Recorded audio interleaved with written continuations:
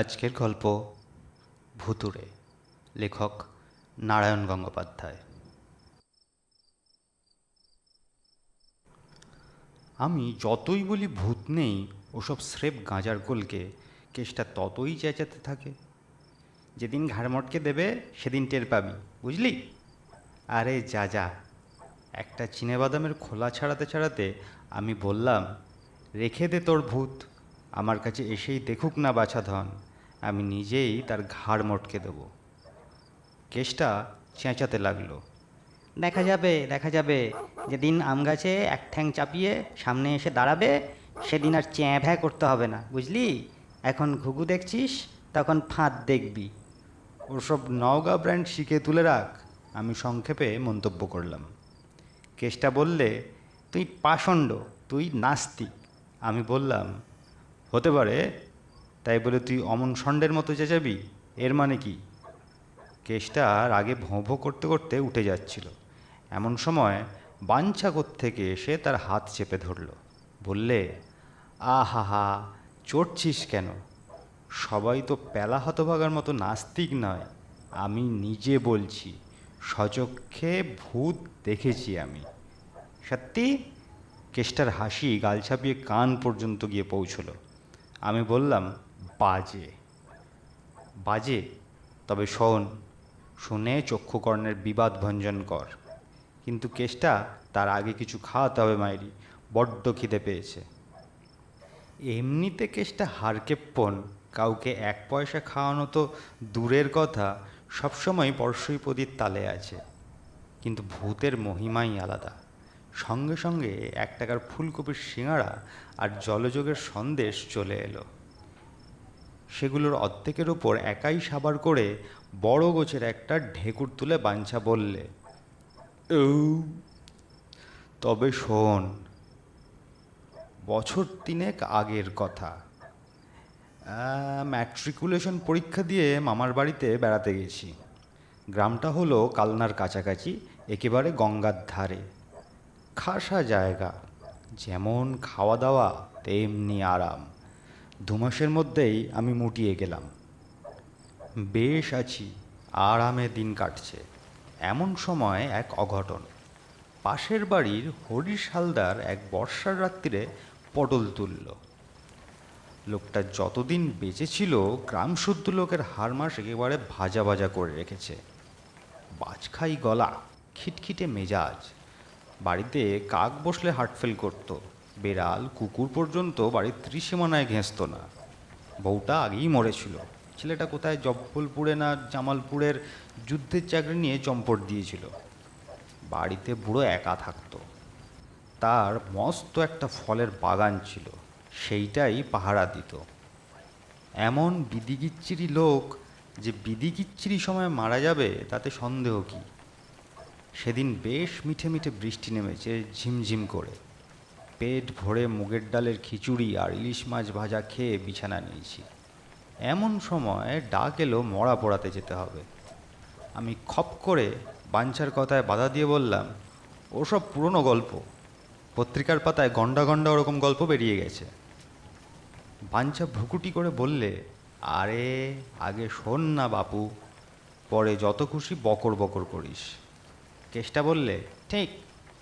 তারপর এমন চোখ পাকিয়ে আমার দিকে তাকালো যে বামুন হলে নির্ঘাত ভস্ম করে ফেলতো। বাঞ্ছা বলে চলল, কি আর করি, বেরোতেই হলো। পাশের বাড়িতে একটা লোক মরে পড়ে থাকবে, এটা তো কোনো কাজের কথা নয়। যতই খিটখিটে বদখত লোক হোক না কেন, মানুষ হিসেবে একটা কর্তব্য আছে তো। পেরিয়ে দেখি আমরা মাত্র 4 জন। ডাকাডাকি করেও কারো সাড়া মেলেনি। কেউ কাঁপা গলায় বলছে জ্বর হয়েছে, কেউ কাতরাতে কাতরাতে জবাব দিয়েছে কান কটকট করছে। কাজেই আমাদের 4জনকেই কাঁধ দিতে হলো। 2জনের দুহাতে 2টো লণ্ঠন ঝুলতে ঝুলতে চলল, আর কাঁধে দুলতে দুলতে চলল মরা। মুকুজ্জেদের নরেশ আক্ষেপ করে বলল, জ্যান্ত বুড়ো জ্বালিয়ে মেরেছে, মরেও একখানা খেল দেখিয়ে গেল। কিন্তু কি করা যাবে, উপায় তো নেই। সেই টিপি টিপি বৃষ্টি আর সনসনে হাওয়ার বর্ষা পিছল রাস্তা দিয়ে এগিয়ে চললাম আমরা। চারদিকে কালির মতো অন্ধকার। গাছপালাগুলো সেই অন্ধকারে এক একটা অতিকায় দৈত্যদানার মতো মাথা নাড়ছে। বিদ্যুতের চমকানিতে চোখে ধাঁধা লাগাচ্ছে। মাঝে মাঝে পথ ভুল করে পাশের খানার মধ্যে গিয়ে পড়ছি আমরা। বৃষ্টির ছাটে চটচট করে ফাটছে লণ্ঠনের চিমনি। পা পিছলে যেতে চাইছে। ঠান্ডা হাওয়ায় বৃষ্টির ঝাপটা লেগে চোখ জ্বালা করছে। ভোগান্তি আর কাকে বলে? বল হরি, হরি বল। চেঁচাতে চেঁচাতে চললাম চারজনে। কাঁধের ওপর বুড়ো যেন পরম আনন্দে দোল খাচ্ছে। আমার সন্দেহ হলো, এখন হয়তো মরার মুখের কাপড় সরালে দেখা যাবে আমাদের দুর্গতিতে মিটিমিটি হাসছে হাড় জ্বালানো লোকটা। মনে মনে অভিসম্পাত করতে করতে আমরা এগিয়ে চললাম। হ্যাঁ, বলতে ভুলে গেছি, শুধু আমরা চারজনেই নই, বুড়োর দুটো বাগদি প্রজাও ছিল। তারা তো আর বামুনের মরাকে কাঁধ দিতে পারবে না, তাই তারা কুড়ুল কাঁধে আসছিল পেছনে পেছনে কাঠ কেটে আনতে। সে যাই হোক, শ্মশানে তো পৌঁছানো গেল। শ্মশান ঠিক গাঁয়ের কাছে নয়, বেশ খানিকটা দূরে। আশেপাশে বাড়িঘর কিছু নেই। অনেকটা পর্যন্ত ন্যাড়া মাঠের ভেতরে এলোমেলো বাবলার বন। সেখানে একটা মাত্র টিনের চালাঘর। অবশ্য চারিদিকে তার দেওয়াল ফেয়ালের কোনো বালাই নেই, একেবারে ফাঁকা। এইটেই শ্মশান যাত্রীদের বসবার জায়গা। ঠিক তারই নিচে একটা বাঁধানো সিঁড়ি নেমে গেছে গঙ্গার জলে। সিঁড়ি প্রায় 15 পৈঠে। এখন বর্ষার জলে 3-4খানা মাত্র জেগে রয়েছে। ভাঙাচুরো অবস্থা, যেখানে সেখানে বড় বড় ফাটল, ইট বেরিয়ে পড়েছে। আমরা ওই সিঁড়ির ওপরেই মরাটাকে নামালাম, এমনভাবে রাখলাম যাতে মরার পা দুটো ডুবোনো থাকে গঙ্গার জলে। বুড়োর গঙ্গাযাত্রা হবে।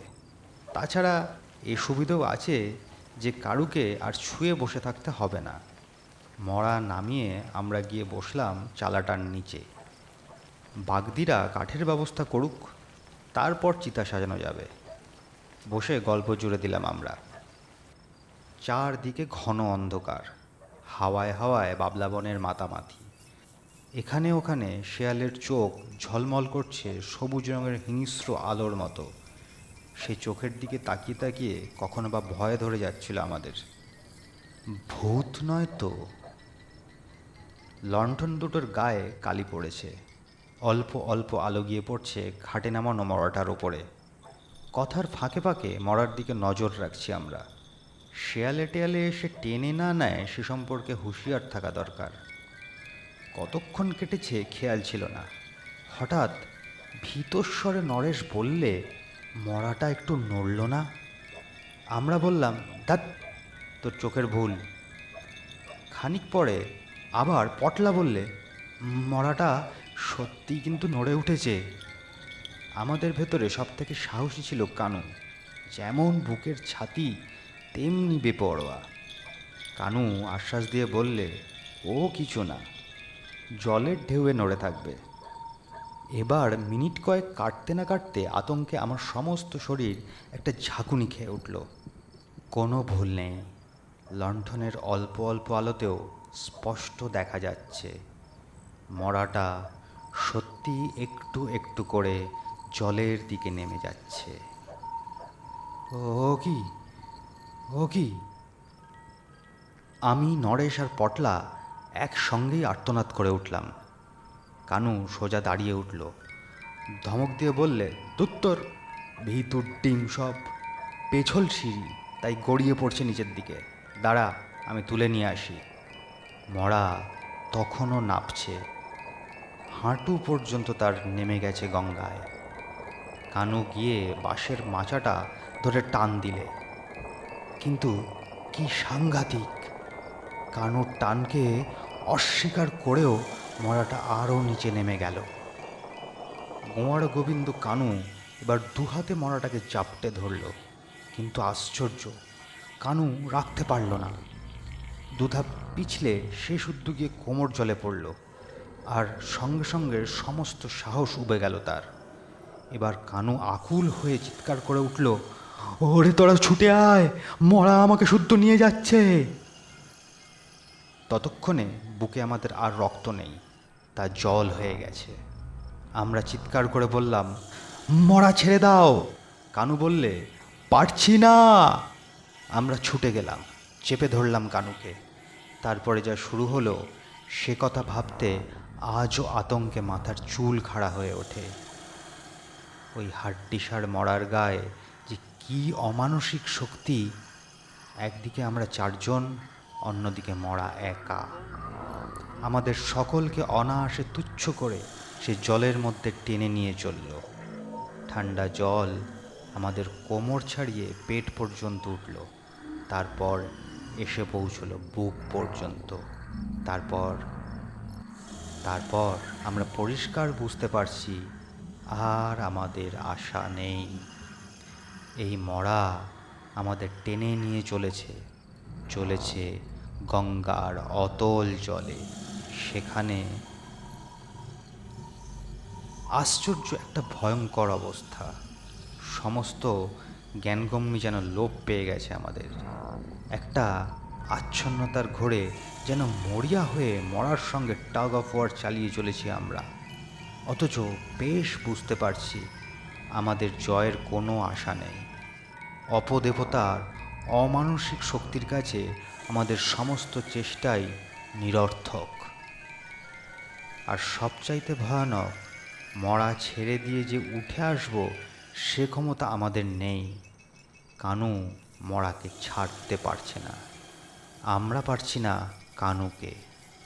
যেন কি একটা মন্ত্র বলে সে আমাদের তার শরীরের সঙ্গে আটকে নিয়েছে, যেন হিপনোটাইজড করে ফেলেছে সকলকে। বুক জল ক্রমশ গলা জলে পৌঁছেছে, আর দেরি নেই মৃত্যুর। চারদিকে গঙ্গার অন্ধকার কালো জলে যেন শুনতে পাচ্ছি শয়তানের হাসির খিক খিক শব্দ।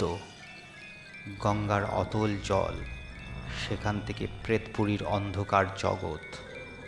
এই মরাটা তারই দিকে আমাদের পথ দেখিয়ে নিয়ে চলেছে। শেষবারের মতো আমরা সমস্বরে আর্তনাদ করে উঠলাম। ঠিক এমন সময় কাঠের বোঝা নিয়ে আসছিল বাগদিরা। আমাদের চিৎকার শুনে তারা এসে ঝাঁপ দিয়ে পড়ল। ছিলাম 4 জন, হলাম 6 জন। পূর্ণোদ্যমে চলতে লাগলো সে অমানসিক টাগ অফ ওয়ার। তারপর আস্তে আস্তে থেমে দাঁড়ালো মরা। আস্তে আস্তে আমরা জয়লাভ করতে লাগলাম। ক্রমশ মরা আমাদের আয়ত্তের মধ্যে এসে পৌঁছতে লাগলো। তখনও প্রচণ্ড টান আছে বটে, কিন্তু তা সত্ত্বেও আমরা তাকে ফিরিয়ে আনতে পারলাম ঘাটের দিকে, গলা জল থেকে বুক জলে। তারপর ওদিকের টানটা ঝড়াং করে ছেড়ে গেল।